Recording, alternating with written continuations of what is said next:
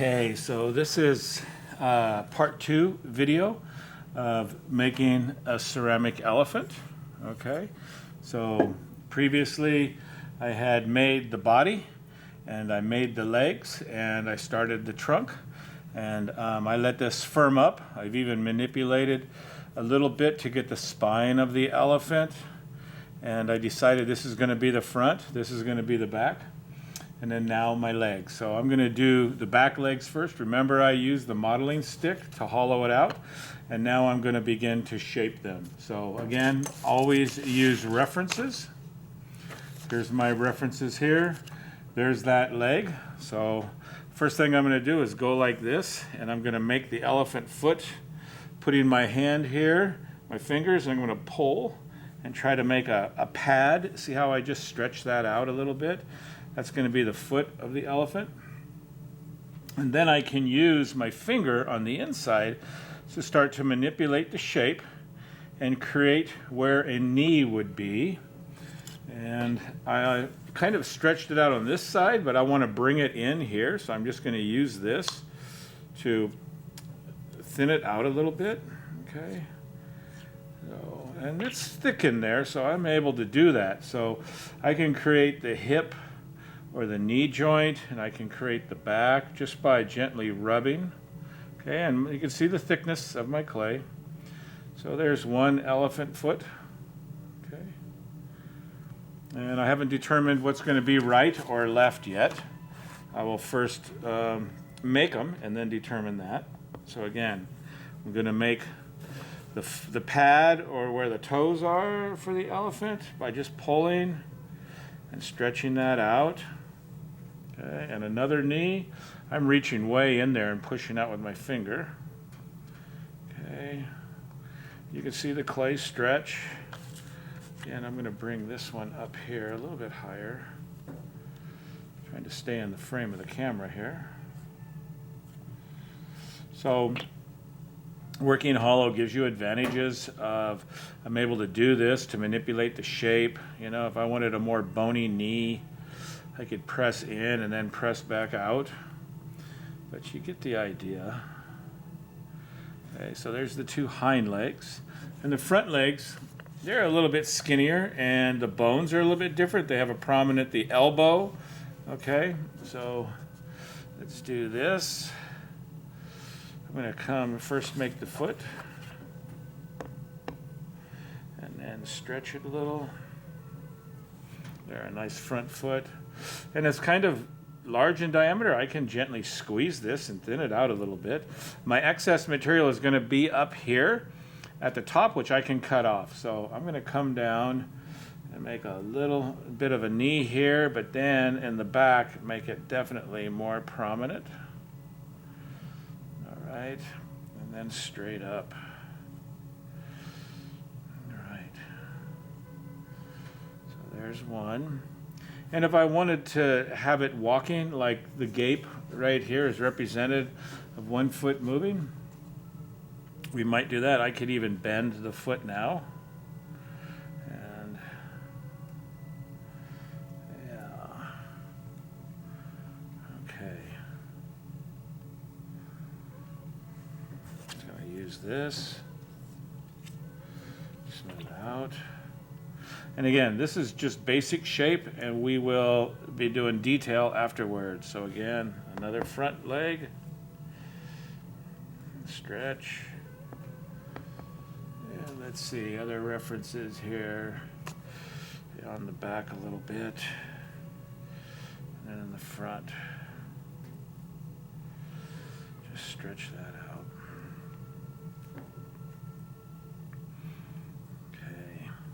So now, what I'm going to do is I'm going to attach the legs. This is also a good idea here.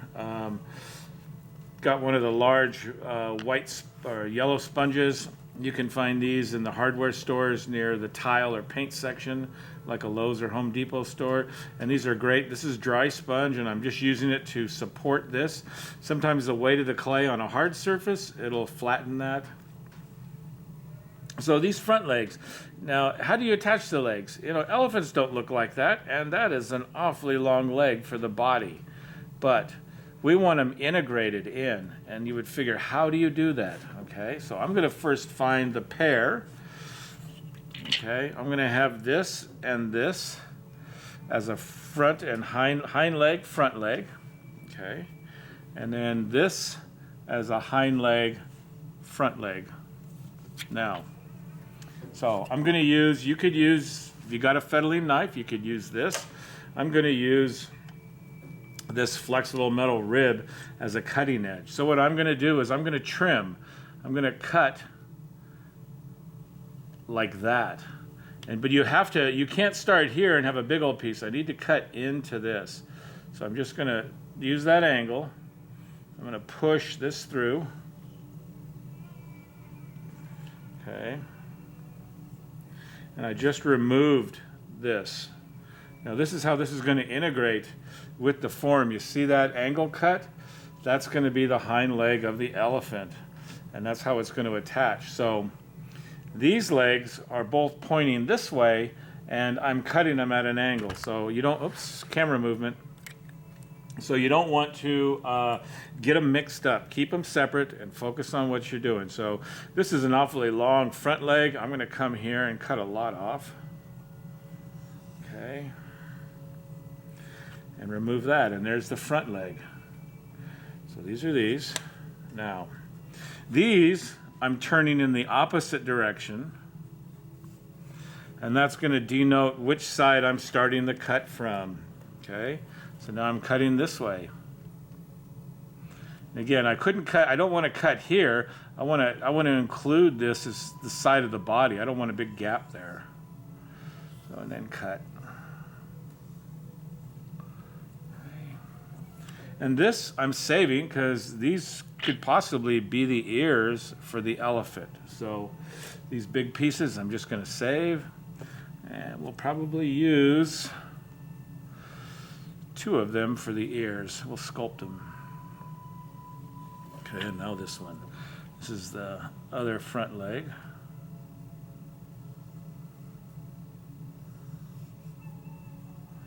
Again, this tool is extremely sharp, so be careful. Have a good grip on it. And you can see my wall thickness. In some areas a little bit thicker. That's fine. We just want it hollow so it doesn't blow up. So now placement. This is important. Front of the body. So these are going to be going on the right side of the elephant. And what I'm going to do first is just get them in place. I'm not scratching to attach yet. I'm just trying to get a visual of how this is going to be. Okay. So I have to just make sure they're stuck so they don't fall off, but I don't want to attach them yet. This is where I play around and I try to get the gape or the stride of the elephant represented before I determine what I'm going to scratch to attach. So I don't want it to come apart, but now you can see, let me move this back, you'll get a better angle. You can see now that without them being attached, now I can manipulate and decide how do I want the elephant to walk. So look at this. This front leg is moving forward. It's already planted, and that's on the same side the front leg is moving forward. While in the back, this one is in the back, so let me just do this. I'm going to mimic this illustration here, okay? So this one's coming back. This one's moving forward. Okay, this one is starting to move, taking a step, and then this one is straight up. Okay, so now you give the illusion like the elephant is walking. Okay, the elephant is in stride. All right, so now if I'm happy with that, the next step I'm going to do, I'm going to use this to support when I attach them. But first I'm going to take my modeling stick, it's clean. I'm going to make sure these don't fall off, and I'm just going to gently scribe up around the perimeter edge of each leg. Okay. What I'm doing is I'm determining where I'm going to be scratching to attach. Hopefully I'm still in the picture here.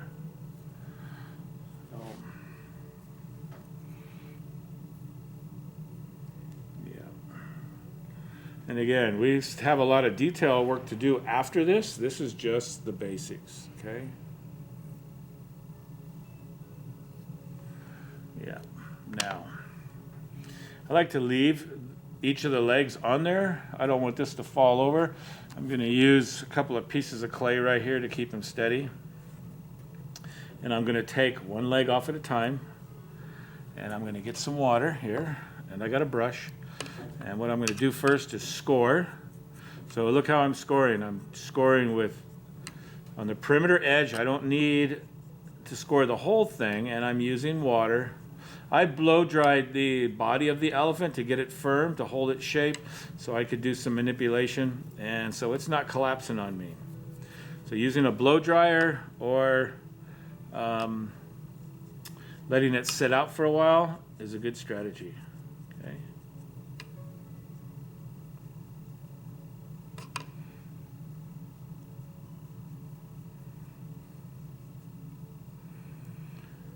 Okay, so there's that. And I don't want that to fall over. Now I'm going to score this in the same direction. And this is a little soft. I'm going to hit it just for a second.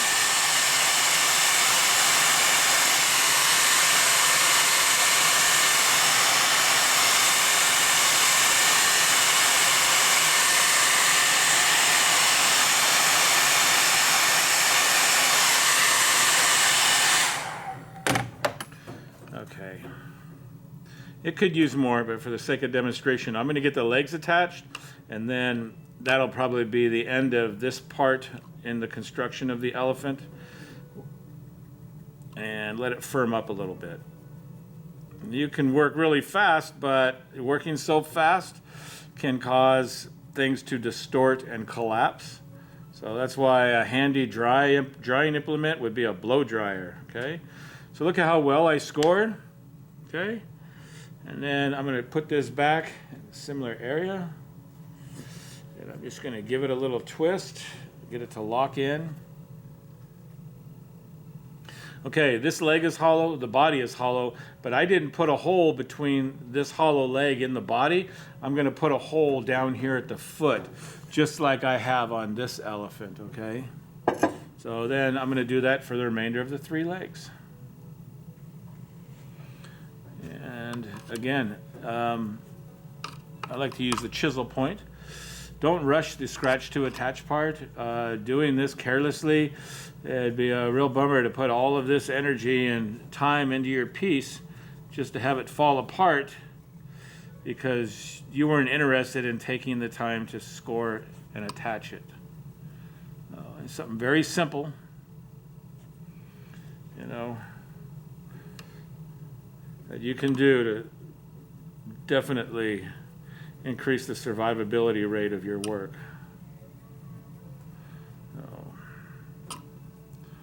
Yeah.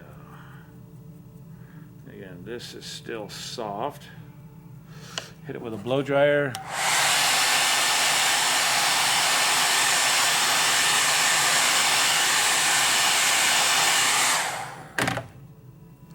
Put just a little bit of water here. Looks a little dry.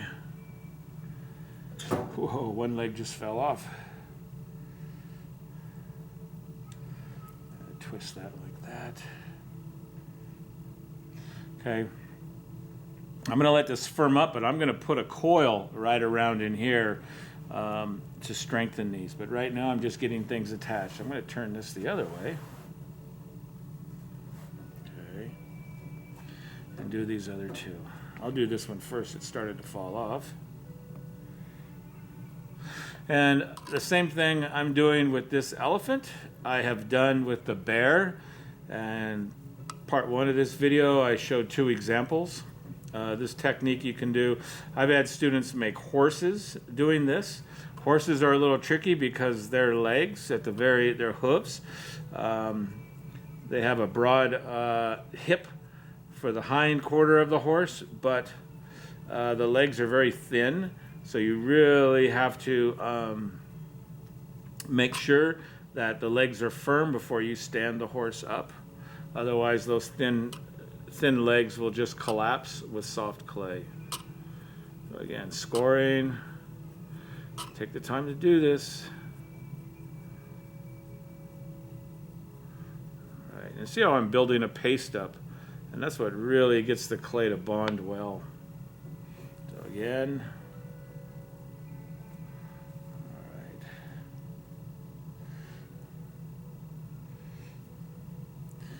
All right, now this one. Almost done with these.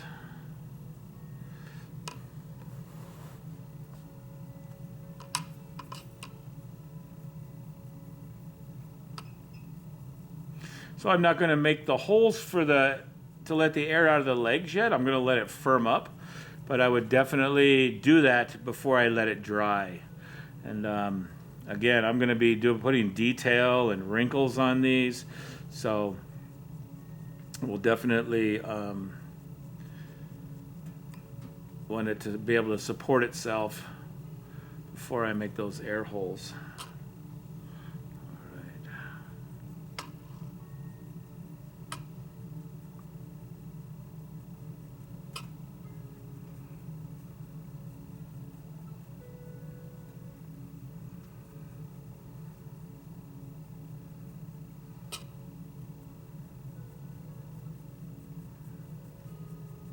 Okay, there we go. It's the hind leg. This one is moving forward. I'm just twisting to get it to lock. And then another way, look at this technique to smooth. I'm going to take this paintbrush and I'm going to get most of the water off. And I can use this like a small finger, and I can get in here and blend. Not a lot of water, but I'm just using the brush like a finger to smooth and blend, and this is a good tool to have. It's good to have brushes that you just use for wet clay, and then other brushes that you use for glazing.